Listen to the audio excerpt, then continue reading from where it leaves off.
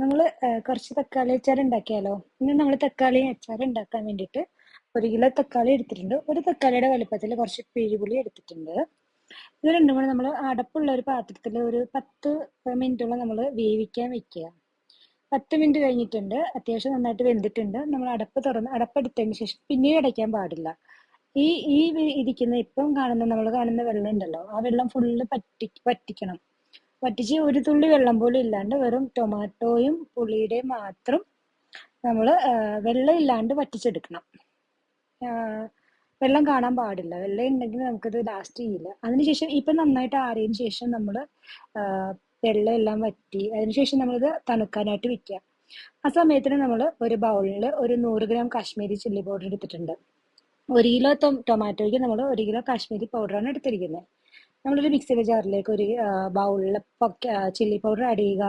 ഒരു 10 വെളുത്തുള്ളികളും ഉണ്ട്, വെളുത്തുള്ളി ആഡ് ചെയ്യുക. ഒരു 1/4 ടീസ്പൂൺ മഞ്ഞൾപ്പൊടി ആഡ് ചെയ്യുക. 1/4 ടീസ്പൂൺ ഉലുവപ്പൊടി ആഡ് ചെയ്യുക. അതിനുശേഷം നമ്മൾ ഈ തണുക്കാൻ വെച്ചിരിക്കുന്ന ഈ ടൊമാറ്റോയുടെയും പുളിയുടെയും അത് നമ്മൾ തണുത്തതിന് ശേഷം മാത്രം മിക്സിയിൽ ഇടുക.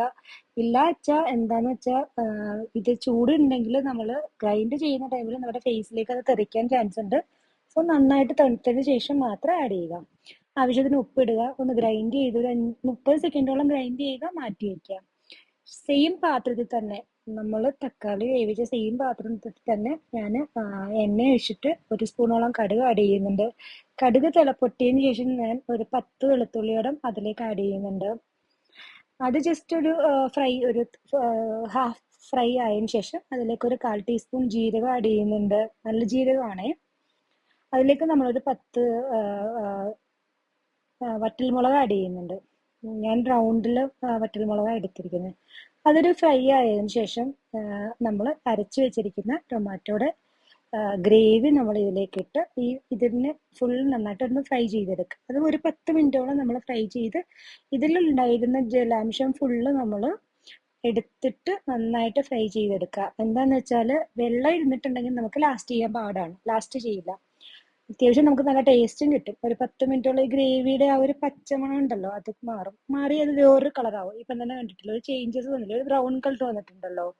കുറച്ച് ഉപ്പ് കുറവുണ്ടായിരുന്നു, ഞാൻ കുറച്ച് ഉപ്പും കൂടെ ആഡ് ചെയ്തു. കുറച്ച് കായപ്പൊടിയും കൂടെ ആഡ് ചെയ്തിട്ടുണ്ട്. ഒരു 1/4 ടീസ്പൂണോളം കായപ്പൊടി ആഡ് ചെയ്തിട്ടുണ്ട്.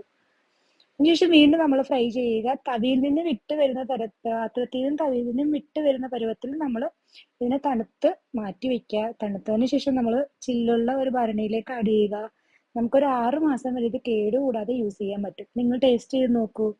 ഇതിൽ ഞാൻ യാതൊരുവിധ കെമിക്കലോ വിനാഗിരിയോ അങ്ങനെ ഒന്നും ചേർത്തിട്ടില്ല.